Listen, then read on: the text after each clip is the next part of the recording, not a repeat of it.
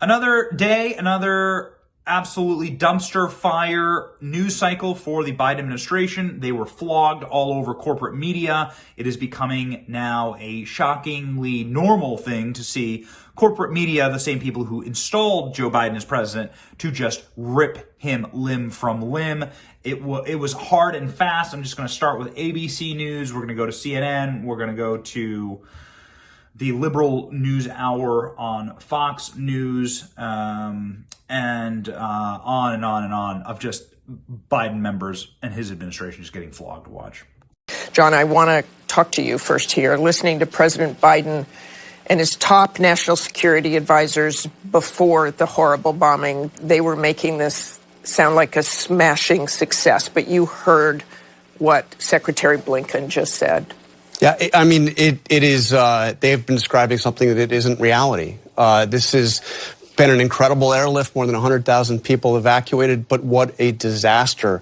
Clearly, Thursday was the worst day of the Biden presidency. And we don't really know, Martha, how bad it really is. We know the disaster that has unfolded. Now the big question is, does Afghanistan once again become a safe haven for terrorist attacks on U.S. interests around the world or at home? Which is, of course, why they said they were getting out. That was solved. Yep. And you know, maybe part of the reason why Afghanistan had not been such is there was a military presence in Afghanistan. But now we will have this over-the-horizon capability. But the bottom line is the terror threat has increased and our ability to combat it has decreased. Well, there was a Pentagon official in that report that referred to this as a kill list. Are you disputing that any of this information was given, or are you just disputing that it was a huge comprehensive list? I mean, maybe there was a smaller list and those SIVs did not get into the airport. Is there any chance that happened?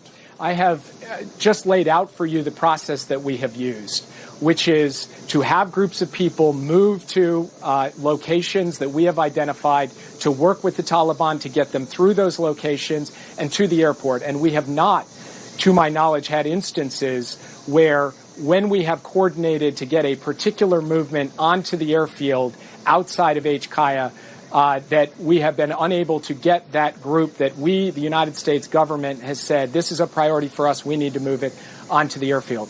Of course, there have been people turned away at Taliban checkpoints. And Jake, what's your expectation? How many Americans, how many of our Afghan allies will be left behind when we finally pull out at the end of August 31st? Let me start with American citizens. We have evacuated at this point nearly 5,500 American citizens from Kabul. We can never get an absolutely precise count of how many Americans were in Kabul because Americans aren't required to put themselves in a database as living in Afghanistan. But say this first.